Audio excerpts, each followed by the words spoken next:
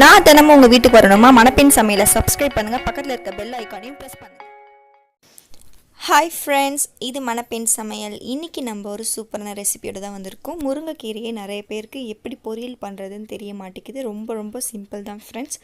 முருங்கைக்கீரையை வாரத்துக்கு 2 முறை எடுத்துக்கோங்க. ரொம்ப நல்லது ஃப்ரெண்ட்ஸ். நான் முதல்ல ஒரு கட்டு முருங்கைக்கீரை எடுத்து நல்லா க்ளீன் பண்ணி வச்சுருக்கேன். நெக்ஸ்ட் நம்ம என்ன எடுக்க போகிறோம்னாக்கா, வேர்க்கடலை எடுத்துக்கோங்க. உங்கள் கீரை எவ்வளோ இருக்கோ அந்த அளவுக்கு நீங்கள் வேர்க்கடலை எடுத்துக்கலாம், பவுட்ரு பண்ணிக்கோங்க ஃப்ரெண்ட்ஸ். அதுக்கப்புறம் நமக்கு எவ்வளோ தேவையோ சேர்த்துக்கலாம். 5 பச்சை மிளகாவை நான் பொடியை நறுக்கி எடுத்து வச்சுருக்கேன் ஃப்ரெண்ட்ஸ். பொடியை நறுக்கிக்கோங்க, அப்போ தான் டேஸ்ட் கொடுக்கும். சின்ன வெங்காயம் பொடியை நறுக்கி எடுத்து வச்சுருக்கேன் ஃப்ரெண்ட்ஸ், ஒரு சின்ன கப் அளவு. பெரிய வெங்காயம் 1 எடுத்து நல்லா பொடியை நறுக்கி வச்சுருக்கேன்.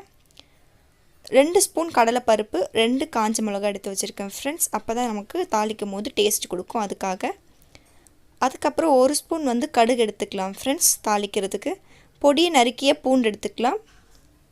இதுக்கு உப்பு தேவையான அளவு எண்ணெய். ஃப்ரெண்ட்ஸ் வாங்க ஃப்ரெண்ட்ஸ் செய்முறைக்குள்ளே போகலாம். முதல்ல நம்ம என்ன பண்ண போகிறோம்னா, அடுப்பை ஆன் பண்ணி கடாய் வச்சுக்கலாம். இப்போது இதுக்கு தேவையான அளவு ஒரு 3 டேபிள் ஸ்பூன் எண்ணெய் ஊற்றினா போதும். கீரை தானே, அதுக்காக அது போதும். எண்ணெய் சூடாகும் போது கரெக்டாக நம்ம என்ன பண்ணிடலாம்னா கடுகு போட்டுடலாம் ஃப்ரெண்ட்ஸ். கடுகு போட்டுட்டு எடுத்து வச்சுருக்க 2 காஞ்ச மிளகாவையும் இதிலே போட்டுருங்க. ஒரு வதக்கிடலாம் இதை நம்ம. இந்த டைமில் 2 ஸ்பூன் நான் கடலைப்பருப்பு போட்டுக்கிறேன். லைட்டாக கலர் மாறினா போதும். எல்லாமே நல்லா வதக்கி விட்டுக்கோங்க, அப்போ தான் சீராக வேகும். இப்போ பொடியை நறுக்கி வச்சுருக்க பூண்டை எண்ணெயில் போட்டுட்டிங்கன்னா நல்லா கிறிஸ்பியாக இருக்கும். பொரியல் சாப்பிடும் போது பூண்டு வாயில் மாட்டாலும் டேஸ்டியாக இருக்கும், அதுக்காக பூண்டை எண்ணெயிலே போட்டுடலாம் ஃப்ரெண்ட்ஸ். இந்த டைமில் சின்ன வெங்காயம் போட்டுருங்க. சின்ன வெங்காயம் அதிகமாக இருக்கணும். கீரையை விட வெங்காயம் அதிகமாக இருந்தால் நல்ல டேஸ்ட் கொடுக்கும். சின்ன வெங்காயம் நல்ல மெடிசன், ஸோ தவறில்லை சேர்க்குறதுனால. நெக்ஸ்ட்டு பச்சை மிளகா பொடியை நறுக்கி இதை சேர்த்து நல்லா வதக்கிக்கலாம் ஃப்ரெண்ட்ஸ். கீரை ரொம்ப உடம்புக்கு நல்லது, பார்த்து பண்ணுங்கள் ஃப்ரெண்ட்ஸ். ஃப்ரெண்ட்ஸ் முருங்கைக்கீரையை சாப்பிட்டா சுகர் இருக்கவங்களுக்கு ரொம்ப முருங்கைக்கீரை நல்லது. ப்ளஸ் குழந்தை இல்லாதவங்களுக்கு குழந்தை வர சான்ஸ் நிறைய இருக்குது.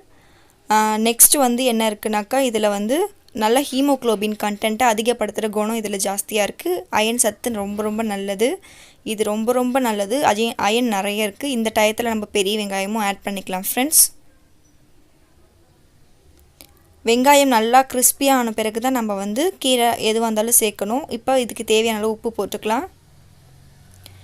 ஏன்னா எல்லாமே கிறிஸ்பியாக இருந்தால் தான் டேஸ்ட்டாக இருக்கும் பொரியல். ஸோ கிறிஸ்பியாக வதக்கிக்கோங்க, அதாவது மொறுவலாக. இப்போ நம்ம வறுத்து வச்சுருக்க வேர்க்கடலையை நீங்கள் என்ன பண்ணணுன்னா, தோல் உரிக்கிறதுனாலும் உரிச்சிக்கலாம், தோலோடு நீங்கள் அரைச்சாலும் ரொம்ப ஸ்ட்ரென்த் தான் ஃப்ரெண்ட்ஸ். இப்போ நான் பவுடர் பண்ணி கொண்டு வந்துட்டேன். இதோட மெஷர்மெண்ட் கீரையை போட்ட பிறகு தான் நம்மளால் கண்டிப்பாக சொல்ல முடியும். இந்த டயத்தில் நான் எடுத்து வச்சுருக்க கீரையை போட்டுக்கிறேன். இந்த கீரை சுருங்கினா போதும், ரொம்ப நேரம் வதங்கணுன்ற அவசியம் கிடையாது.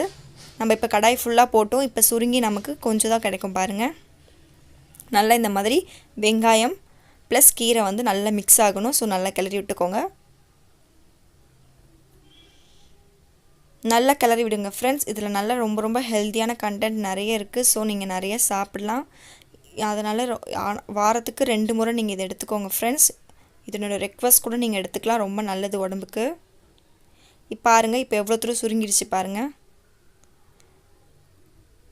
நான் எவ்வளோ கீரை போட்டேன், ஆனால் நமக்கு எவ்வளோ கிடச்சிருக்கு பாருங்கள். அதனால தான் நான் வேர்க்கடலை பவுட்ரு உங்களுக்கு அளவு சொல்லலை. இப்போ இதுக்கேற்ற மாதிரி நம்ம அந்த பவுடர் போட்டுக்கலாம். வேர்க்கடலை பவுடர் எக்ஸ்ட்ரா போட்டாலும் டேஸ்ட்டு தான். வேர்க்கடலையும் நம்ம உடம்புக்கு நல்லது தான். முந்திரி சாப்பிட முடியாதவங்கலாம் வேர்க்கடலை எடுத்துக்கிட்டால் அதில் எவ்வளோ நமக்கு ஸ்ட்ரென்த் இருக்கோ அவ்வளோக்கு இந்த வேர்க்கடலையிலும் இருக்குது ஃப்ரெண்ட்ஸ். ஸோ வேர்க்கடலை கூட நீங்கள் முந்திரிக்கு பதிலாக எப்போ வேணாலும் சாப்பிட்ணுன்னு நினச்சிங்கன்னா தாராளமாக சாப்பிட்லாம் ஃப்ரெண்ட்ஸ். இப்போ நம்மளோட கீரை பாருங்கள் ரெடி ஆகிடுச்சு. இது செம்ம டேஸ்ட்டாக நமக்கு இருக்கும். நீங்கள் வெறுமனேவும் சாப்பிட்லாம், இல்லை சாப்பாடுக்கு எதுக்கு வேணாலும் சைட் டிஷ்ஷாக வச்சு சாப்பிட்லாம் நீங்கள். ஃப்ரெண்ட்ஸ் பாருங்கள், நம்மளோட கீரையை நான் இப்போ சர்வ் பண்ணிவிட்டேன் ஒரு பவுலில். செம்மையாக இருக்குது பாருங்கள்.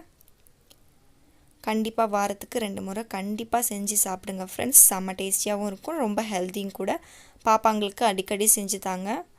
இதில் ஒரு கேரிங் செம்மையாக இருக்குது. கேரிங்கான ஃபுட்டுனா கீரை தான் ஃப்ரெண்ட்ஸ். அதில் முருங்கைக்கீரை ஃபஸ்ட்டு.